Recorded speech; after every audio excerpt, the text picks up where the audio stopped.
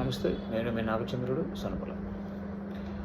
RTI ప్రకారం సమాచారం ఇవ్వకపోతే ఎలా?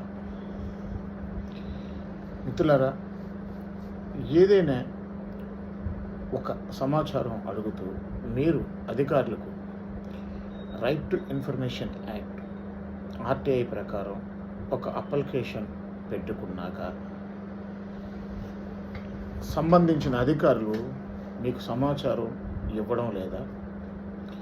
అయితే మీరు ఏం చేయాలి? సో మిత్రులారా, మన దేశంలో RTI right to information act సమాచార హక్కు చట్టం 2005 నుండి అమల్లోకి వచ్చింది.